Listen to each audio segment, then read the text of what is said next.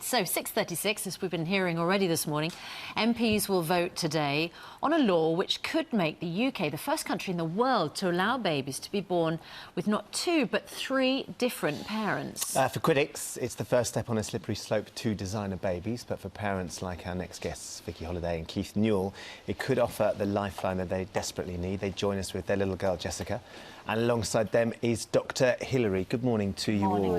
Thank you for coming in. So, Vicky, we can see Jessica looking absolutely gorgeous and delightful this morning. Tell us a little bit about her situation. So Jessica has mitochondrial disease, a particular form of mitochondrial disease called Lee's disease. So it affects the brain. So Jessica has impaired muscle function, so she's quite floppy. She struggles with some of the basic skills. Swallowing is affected, and lots of other parts of her body don't work quite like they should. If the law is approved today, Keith, what difference does that make to you as a family? It basically gives us light at the end of the tunnel. I mean, we've personally made a decision that we don't want to bring a second child into this world if there is a risk of mitochondrial disease. And this procedure provides us with a great opportunity for us to be able to do that, and a baby free of that devastating disease. But you had no idea, of course, that you had faulty gene, or that this was going to be the situation. It completely came out of the blue. There's no history of it in our family, and Jessica was born like an average child. We didn't know anything until she was about 5.5 months old. Is when we really started to wonder if there was something wrong with her. And what's the treatment that Jessica can have, Keith? The treatment, the mitochondrial donation. Yeah. Basically, it's a procedure where you take one of Victoria's eggs, you have a donor egg, and you take the nucleus out of Victoria's egg and place it into the donor egg. And you can take all the traits from myself and Victoria, but with the donor egg, you'll have all the healthy mitochondria across there, and hopefully a very healthy baby.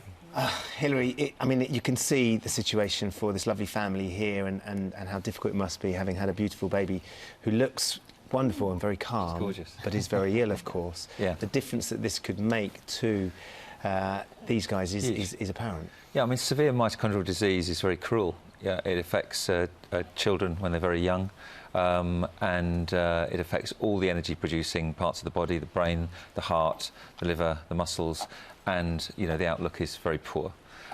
So if a couple decide that they don't want to go down the adoption route, they don't want to go down the donor egg route, but they want a child to have their own set of chromosomes that they shared between them, so all their own characteristics, but without these mitochondrial faulty genes, of which there are 37 genes in the mitochondria, 20,000 genes in the nuclear DNA. So a child born with this new technique would have all the characteristics of the parents, but without the damaging faulty mitochondria.